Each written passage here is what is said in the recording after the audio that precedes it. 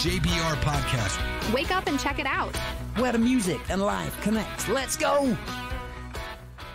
We were lagging there for quite a bit, but your connection's so much better now. It's almost like we should start over. Well, whatever. You can. I'll go as long as you like. Don't worry about it, and we can always do another one. But I'm saying that the whole idea that people used to pick up stuff, and there's no money left to when you go out for burgers at these places where we used to play.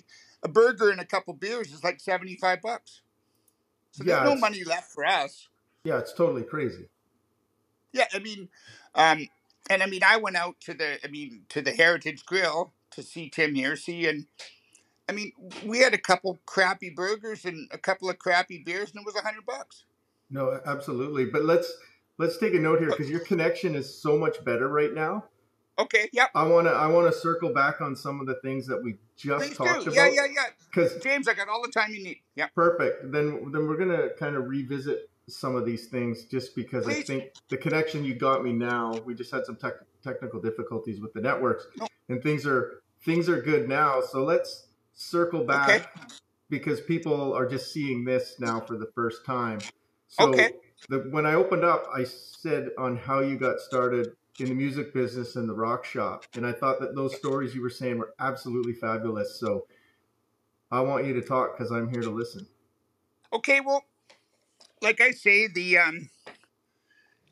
I studied classical music. And we talk about practicing. I went to my teacher, Arvid Grant's, 2 hours a week, 2 1-hour sessions a week. And I practiced, 20 hours a week, 20, whatever. So, and then I went to California in Berkeley. God. And, I spent I was playing with this really cool guy named Art Landy. Like he's got a Wikipedia thing and everything. I don't know why he chose me. But then I met this girl. She took me back to her place. We got high. The DEA raided the place. I had to sign to leave the United States. To this day, I can't go back. And then I came back here. Yeah. Then I came back here to, I don't want to go to the United States anymore, James. Well. And I can go everywhere else. So, I came back here and started playing in blues bands. And then I started the Finns in about 1981, I guess. And then when about 89, I knew I was having some trouble with my marriage and I knew I had to do something for a living. So I started the rock shop. So that's like 35 years or more now. And we, I started by guys showing up and giving me stuff and saying, well, rent it. And even now, like I told you, I foreclosed on the Railway Club twice. Mm-hmm. Went and got back all the shit that I bought for pennies in the dollar and then sold it again and not the same exact stuff, but, and then you see, I can provide value for some of these places. Like the Fairview was a good place to play. And this is the bottom line, James, and you know this as well as anybody. You get that treatment of the blues can, don't you? Yeah. So you go to the Fairview. There's a reasonable sound system.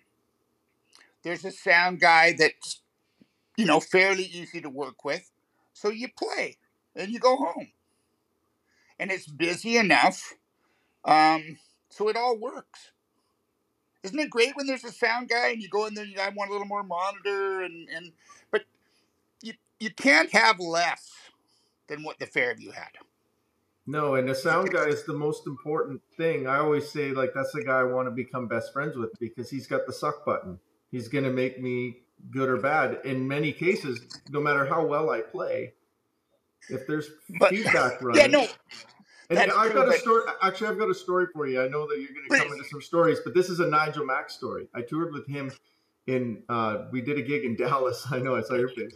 We did a gig in Dallas, and I remember he parked and bumped into this car, and this guy was outside having a smoke. It turned out to be the sound man, right? And then shit just went sideways, and the sound man pulled the fucking mic cables off, and feedback was going, and it was just It was crazy. And I used to, like, every time I go to the States, I'd find a taser gun somewhere and I'd carry it with me everywhere I toured, right? Just in case there's a problem. I remember Nigel's like, we might need that taser gun by the end of the night, right? Because it's just like, holy shit, we had a miserable night because we just got on the wrong side of the fence of the sound guy for whatever reasons, right? Not blaming anyone, but if you got a pissed off sound guy, you got a miserable, shitty sounding gig. Um, let me tell you though, because we've had bands that said the sound man sabotaged them, but it's not usually necessary for those bands. Yeah, well, that's a Nobody whole I know different that ever worked for me, nobody I know that ever worked for me made a band sound bad on purpose. Yeah, No. no, and that was probably the only time I've ever experienced that. Like Yeah. literally unplugged mics and would like feedback when somebody would try and sing. It was terrible. But yeah, Yeah. I've never experienced it anywhere else. It was at the Blue Cat in Dallas. That's where it was at the time. Ooh, I've never been to the Blue Cat in Dallas, but yeah. Circling back, so I was in the basement of my house, and then my first real shop was at 824 Renfrew, and that's when I had Charlie McNary and Lance Romance. Mark Stadnick, we called Lance Question. He was Brian Adams' guitar tech for years too. So they left their trucks and this ton of gear, and I started renting it.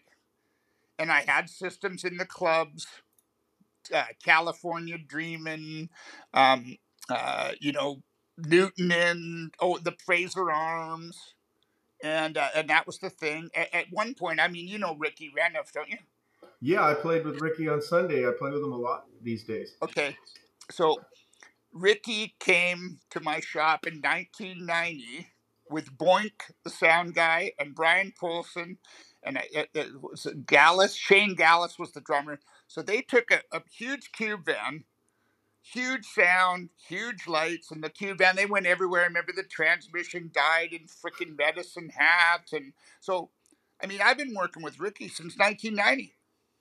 I mean, I got some great relationships with some of these guys. And then here's another one: is my son. I think you met Eddie anyway. When he was about 3 when I had the rock shop, and of course Mike Gagnon and Ed Weatherup were like his evil uncles. But he got to know everybody. Like Bob Popwich would bring pierogies from his mom, and my wife said, "Oh shit, like what kind of a place is that for a kid to be?" And then she calls me one. She goes, "Well, your 3-year-old son answered the phone when I called the rock shop today." And I said, "But he gave me the message, and now he's a salesman." He's on the payroll. Yeah. I mean, and the same thing is even back then. Rob Becker and Ricky Reniff and Boink and Jay and all the people like Al Metcalf and Jay Bittner and Patricia Conroy and all these other people. Back then, I still know them now. So it changed. And then for a while, I'd rent to little places, but that's not happening anymore because of everything's so expensive, right? Yeah, I had this conversation with Tom Lavin, a while ago, and you talked earlier on the last take that people probably aren't going to see because we had some network problems there. In terms of, I came in the scene and the average wage for guys were $100 a night, and this is 35 years later, and it's still $100 a night. And guys are telling me in the 70s, which is the decade I was born in, it was $100 a night. Yep. Oh yeah. I mean, I used to teach at Pavy as a guest lecturer. That's where I met a lot of the sound guys that work for me. And at one time, this guy's being really disrespectful to me, and I called him out. And the next day, he went to Tom to complain about me. And Tom said, "What the fuck am I supposed to do about Dave Chisholm?" That's the people that run the music industry, people like that. And, it's just not my problem, dude. You shouldn't piss people like that off, right? I mean, anyway. Yeah. When I taught at Pavy, James, 1 in 50 of those people would ever work in the industry. Yeah. If that. Yeah, it's competitive with very little work these days. But going back to what music can become, I think it has to become more entertaining. And I think, I think we can mix genres up a little more. I think these festivals should just be music festivals. I don't think they should be blues or jazz. The jazz festival isn't jazz, and the blues festival isn't blues. I Yep. just want to see a good show. Yeah, no, you're right. And I deal with it being kind of, call myself just a blues guy because I'm a simple player at that point, but I'm a little bit outside of the blues. So I find myself entrenched with a lot of what I call the blues Nazis. They Oh want yeah, that. no, that they, You know what I mean, um, right? And yeah, they don't like what I do because it's blues, but it's, I don't have a raspy voice. I have more of a crooner style, smooth voice, and it's different and it's not blues. But then the people outside of blues are like, it's too blues. And it's like, I've dealt with that my whole yeah, career, no, if you want and to and call you're it being that. true to yourself. I mean, like some of these guys that give themselves nicknames and this and that. It's like I'm Dave from Kerrisdale, and I mean, I really learned my music on classical flute. And I don't play harmonica in the standard way, and some of the blues Nazis don't like it. Do I give a fuck what they think? No, I don't. I don't care what they think. I mean, I'm going up to play with Steve Kozak in September, and I mean, is it ever fun after all these years to just be the harp player in the band? Yeah. I don't have to worry about getting paid or somebody not showing up, or, but what's wrong with harp players? Couple things. Let me explain. Please do, because I always say they put the harm in harmonica. Yeah, they do. Okay, so remember years ago you had that the newspaper, and I wrote some articles. First off, wait your turn. Okay, don't play harp all the way through the frickin' song. Just don't. Wait. Okay. Next, um, do something unique. Don't play old riffs that Little Walter did or whatever. Nothing wrong with Little Walter, but try to make it modern. And then Yeah. you see, as a harmonica player, you should be big and ugly and protect the legitimate musicians, don't you think? Yeah. I mean, and it's, I think what hurts a lot of harp players is they don't know anything about music. And I could read music when I was 10. And I think it helps to know what the rest of the band's doing. Yeah, I You call know? that a pair of ears at that point. Like myself, Yeah. I can't read like newspapers, let alone music. But But I that's have not what I'm ears. talking about. I have Yeah, ears. but I'm talking about harmonic players specifically could use more musical knowledge outside of the harmonica. Yeah, for sure. Paul Butterfield was a flute player. But you guys take like two hands and a mouth just to make one note. I know, and I mean, I used to do a battle with Rob Bracken, and you talk about the blues Nazis. The Brickhouse plays Oh yeah, outside they're them, great. and the two of Yeah, us would have battles. Two different harmonica styles, and two guys that can actually play. Nice for a change. I mean, that's come great. on, James. I've showed up for a jam or something. I don't do jams anymore, but I show up to sit in with the band, and we goes, "Oh, great, player. Oh, it's actually not that bad." Well, yeah, because the guy's just noodling the whole song, right? Drives me nuts. Oh, yeah, you gotta dial that whole shit back. But yeah, phrasing is what comes the latest in music. Yeah. Phrasing is the most important thing. That's something you've always excelled at, and something that you do. Now I've seen your band a few times. It's been a while, but you have your own style. So there's just entertainment and not. I mean, when I did this last show, I did this Scream of Consciousness. Was Bruce on bass and Dave Webb on piano. They'd never played before. We didn't have any rehearsal. We just kind of made a bunch of noise, and I did a bunch of bullshit stories, and it was somehow entertaining. That's awesome. There's no rules anymore. No, So there's definitely not. I was just gonna quickly jump into the Commodore because I know Al Walker and Tim Hersey and myself. We used to do a lot of opening acts at the Commodore. I saw Tim open for Muddy Waters. Al opened for a whole bunch of people. I opened for John Lee Hooker, Willie Dixon, Junior Walker. Um, Greg Allman was a complete dip, and and Junior Walker was really cool too. But the coolest people ever, and I just laughed because Bruce Morrison and I did that gig in 1982, and I forgot what it was. It was 16,800 days ago that we played. Yeah. You just figured that More. out off the top of your head, or did you do No, some no, math no. earlier? When I went out to see him a couple months ago, we doing some videos, and it was 16,000, more than 16,000 days ago. We opened for Willie Dixon for 2 nights. Hold on a sec. 16,000 days ago? Yeah, it was September 2nd, 1982. That's 43.8 years ago, yeah. Yep. According to my math on my calculator. Which, okay, but I'm just saying, but what was the coolest thing about it was, you think of it, okay, so it was Willie out front, so it was Carrie Bell on harp, and Butch Dixon was the son and piano, so it was guitar, bass, drums, piano, singer. And just they did it. The way they played, Willie Dixon and that band, it's just like, it makes you, okay, so I'm going to have to toss a couple people over the side here. John Mayall, just stop it. All that, like, Savoy Brown, just give me a break. Rock and roll started in Chicago at Chess Records. Just there's no other place it started. I mean, the Beatles are a pop band. Okay, I got that. But 10 years before the Beatles, Little Walter and Fred Below and Willie Dixon and Howlin' Wolf and these guys, they were slugging it out. Fred Below was doing single stroke rolls anyway. So we opened for Willie Dixon.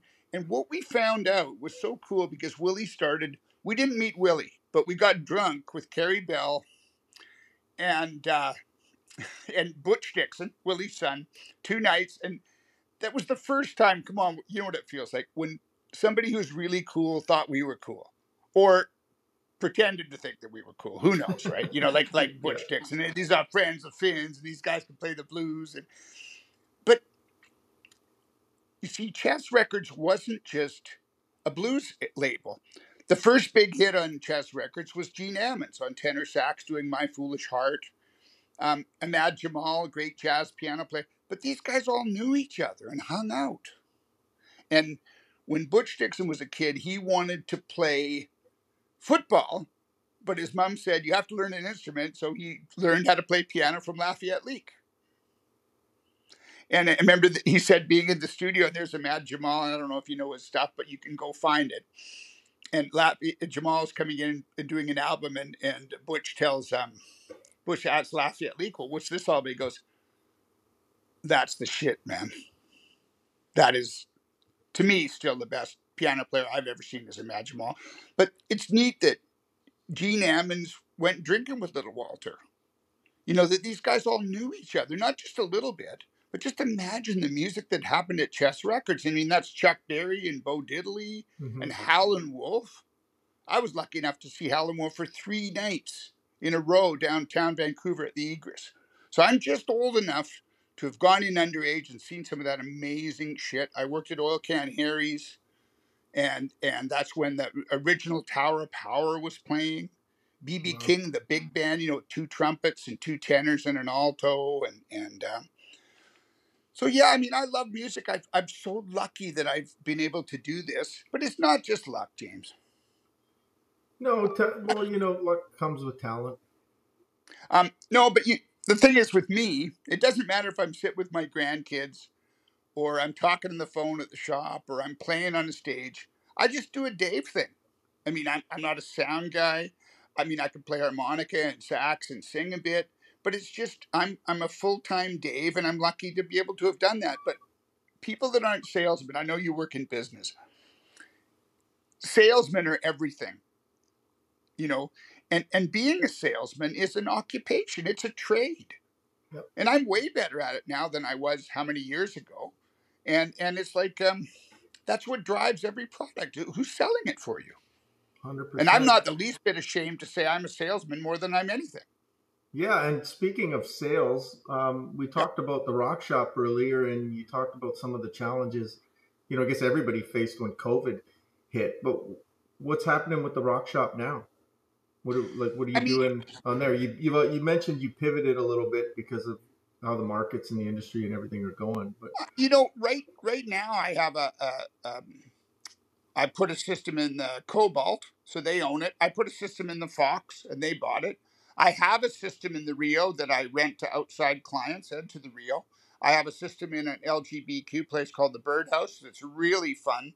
So I have enough stuff to, to keep it all going, and all my stuff is paid for.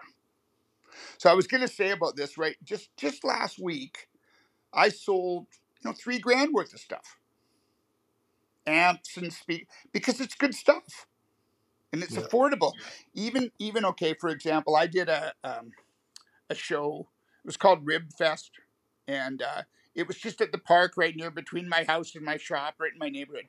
And I asked for $9,000 for 3 days, and that's with the back line and the crew and the system and everything. And the guy that I'm negotiating with is like, I said, well, tell you what, get a bunch of idiots to get stuff from Equates and do it for $5,000 and make you look stupid, or pay the corporate company $40,000. That's all there is. There's nothing in between. And if somebody said to you, oh, well, James Rogers is going to play this show and it's going to be Tim Hearsey later, it's going to be 3 bands during the day, it's going to be 1,000 people, we could all make it work. We could all make it work. And there's enough talent, there's enough ability. And I have an older sound system. It's probably 15 years old, but it's built for outdoors. Yeah, and they sound good. It kicks ass for 1,000 people. Yeah. This whole idea that all these powered speakers and they're light and they're convenient, they don't do outdoors. No, ever. And they always crapping out every time I use them. Yeah. I mean, and then I put something for sale on Craigslist a couple months ago. I said, well, these are powered speakers. They're expensive because mankind has lost the innate ability to hook power amp up to speakers. I mean, shit, you run from the mixer to the amp to the speaker. Yeah, some people don't realize like in and out is not really difficult, but some people get confused with that. Like wireless mics. I mean, they're not good. I have them, and people want them. But I mean, look what James Brown did with a mic and a wire. A mic and a wire works better. Well, Albert Collins had a 200-foot guitar cable, right? Yeah, no, I know. And I mean, it's just cable. I mean, if wireless worked better, we wouldn't have wires in our walls, would we? It would just be air. And I mean, like we wouldn't have to have electrical plugs. It would all just be invisible. I saw Robert Cray with this wireless system, and he had and I don't know much about that technology because I don't use it. I just plug straight into an amp and don't really use pedals and stuff. He had these antennas on the side of the stage. It wasn't just like some sure wireless system you get from Long & McQuaid. Like he had fucking antennas. And the sound guy was like, "What are those?" And he's like, "Oh, it's for his wireless system." Yeah, I'm not fucking antennas. Yeah, like I don't know what it was, and maybe the guy bullshit me, but I was like, that's crazy because it looked bizarre. There's a case where, I mean, okay, so Buddy Guy plays out of tune. It's just all there is to it. Well, that's the old blues. Famous. They get away with it. No, I don't care. He plays out of tune. To me, it's wrong. It sounds horrible. Curtis Salgado. I mean, Robert Cray, to me, is just an average guy, but he's good looking. He was picked. It's like if a figure skater gets picked. That's going to be the next champion. Robert Cray got picked. Buddy Guy got picked. Are they the best guys out there? No, they're not. We know local guys that play better. The guy that really drove the Robert Cray band was Curtis Salgado, the harp player singer. You've seen Curtis. Oh yeah, he's a monster. But I will say I'm biased to Robert. I'm a huge Robert Cray fan. So yeah, I do love Robert Cray. As a guitar player, I feel like he's underrated as a guitar player because he's such a good fucking singer. I'm not saying that he doesn't have it. I'm saying he was picked. Yeah, and he picked. Very well so, because there's so many great players, and you wonder why they can't make it to that level. I guess some guys just get picked. Some guys get picked. I mean, I just don't understand. I opened for Johnny Winter at the Commodore, and that's a little story on its own. But like people talk about Eric Clapton compared to Johnny Winter. I'm sorry, Johnny Winter to me is 5 times better than Eric Clapton. I mean, just how original he is. And I mean, shit, the Beatles were doing like sucky pop songs, and Johnny Winter was laying it down at that time. Mean Yeah, Town Blues, and but maybe that's a difference. They crossed over where I guess maybe Johnny didn't. I don't know. I didn't follow that kind of stuff too closely, but I do agree that some people they make it more mainstream. I look at a guy like currently like Doyle Bramhall too. Like for yeah, him to not be mainstream like a John Mayer or a Joe yeah. Bonamassa like drives me fucking bonkers because not taking anything away from the other guys, but I just think Doyle's like in another stratosphere Yeah. for how he is. I mean, you look at all those English guitar players, and Jeff Beck and Jimmy Page, to me Clapton he peaked at Disraeli Gears, and Clapton always plays in tune, and he's a good player, but he's just a good blues player. He's not earth-shattering or you're way too young to know when Disraeli Gears came out with Sunshine of Your Love and Strange Brew and all that other shit. Jack Bruce playing bass and singing and driving it, he's like the guy who assisted on every Eric Clapton goal. That guy, like, he's not the goal scorer, but he assisted on everyone. Jack Bruce really carried Eric Clapton. And I'm not a big. You look at what Jeff Beck did. I mean, come on, any guitar. Jeff Beck. I mean, what the fuck, man? He's just, to me, there's never been anybody better. I mean, there's 100 guitar players that are that good, but I think Jeff Beck, what he does, nobody else does that. Yeah, no, I agree. And speaking of Clapton, from a blues perspective, he's not my favorite. He's got some cool pop contemporary He tunes plays I tune. like. Yeah. And he's in tune, but I'm much more out of the, I'd much rather listen to, guys like Jimmy Vaughan or. Yep. Yeah, tasty. Yeah, that's phrasing. Honestly, I don't even listen to music anymore these days. I don't even pick my guitar up unless I go to a gig. So let me just dash onto my Johnny Winter experience. So that we got it, Drew Burns would never tell us if we got a Commodore show. He would just advertise it in the Georgia Strait. So we would, You're like, hey, we got a gig. What's that? You're like, hey, look, guys, we got a gig. The paper came out. No, somebody would phone me and say, Dave, remember that phone? We got the Johnny Winter show. Okay. And I said to Drew, well, what the fuck? And he goes, I know you'll cancel whatever gig you have to open for Johnny Winter. I said, yeah, of course I will. He's right. Yeah, no. And, but so we get the gig, and that was the band. So that was me and Bud and Chris Meister and Elio and Matt. So that was probably the longest, tightest version of the band. That band played together probably 4 years, 50 weeks a year. And so we get the gig. We get there, and we're starting. We're doing sound check, and Drew goes, "Hey Dave, we got to talk." And I said, "Okay." So he goes, "Look, Johnny's at the border, and Johnny has problems, and he might not get here. So here's what you got to do: you got to try to hold the crowd as long as you can, and if he doesn't show up, we'll refund the ticket price, but we'll try to. I mean, the Commodore Ballroom is $15,000 an hour at the bar. That's crazy. Yeah. Well, it's do the math. There's 1,000 heavy drinkers. Yeah. Right. So we get up there, and on this, I remember Steve Kozak was there in the front row. I didn't know him at the time. So second song, everybody goes, Johnny, Johnny. And I just stopped the band. I said, Johnny is at the border. So do you want us to play? Because we can play, but we're not taking this Johnny shit anymore. So I said, you guys want to hear it? And then I finally got him to scream. And then we played an hour and a half. Johnny shows up. So this is a case where drug addiction. So he showed up, he'd crapped himself. They gave him whatever dope. And he came out and destroyed the world playing guitar. For sure. He destroyed the universe. Yeah. And then he does at 100 miles an hour. Yeah, no, I mean, he does, and he's as unintelligible as any black blues man. And 4 super reverbs on 10, but just fucking unbelievable. And that was a great part for our career, but we didn't meet Johnny. But we pulled off an important show, and I got extra money from Drew, and we got extra money for doing that. But what was cool about that was we played a major venue, but we dealt with the owner directly. Yeah. So Commodore was great. Willie Dixon. Oh, can I squeeze one more in, Junior Walker? Yeah. Let's do it.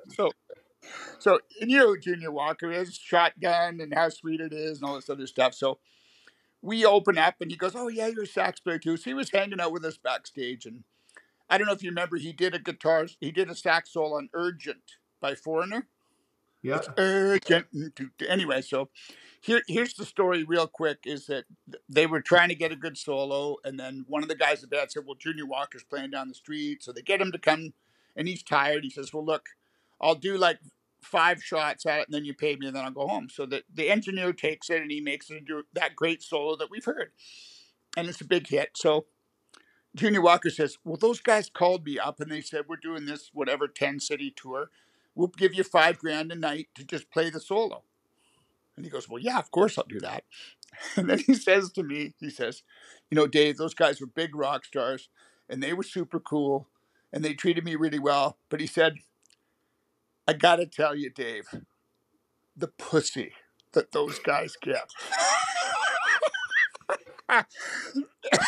He said, it was just unbelievable. I mean, there's no other way to take the story, and you just think, how down to earth, and you know, he's been gone for a long time too, but what a cool guy. And he said, those guys treated me but you wouldn't believe the pussy these guys get, you know, big huge rock stars. He said they were so cool with me. So I mean, I don't know, man. That was the Commodore was always great. Al Walker and Tim Hersey and myself, we did a lot of the shows there, and you know, Tim and I go back a long way too. Oh, yeah. Very, very close personal friend. Played together as teens. And to me, I don't think there's anybody better. I really don't. Timmy on a good night, you know. Oh, on a bad night, he's the real deal. Yeah. So I did a thing until the pandemic killed it. I did a thing just once a month at the Fairview, and it was Tim, and it would be like usually Rob Becker and Nordquist, Jerry Cook. And then if somebody couldn't make it, like if Becker couldn't do it, we'd get a call from Darren Paris, and it just turned into like a poker night. We'd go up and play, no rehearsal. But you know what I forgot, James? And I know you could do it. Most people can't just go and wing a whole night. I do it every time I play. No, but I know you do. But most people can't. I know I could go sit in with your band. You tell me what key you're in. I say, oh, this song isn't good for me or whatever. We could figure it out. And I got the set list from Steve Kozak to do the next thing. But you know, everybody knows what they're doing, and everybody's listening, and everybody's done a lot of gigs. I think there's a lot of people out there that think I only own a sound company. They don't even know I'm a musician. Yeah, and that's part of the reason why I wanted to talk a lot about your playing and stuff. But as we close things out here, how can people connect with you, with the Rock Shop, and, you know, follow what's happening with you? Well, I mean, I'm on the Facebook. I do it. I have a Rock Shop thing. I have a Facebook page called Scream of Consciousness that's all about weird videos. And I have Dave's Rock Shop on YouTube. And I'll give you my phone number right now. My cell phone number is 604-721-7711. People can...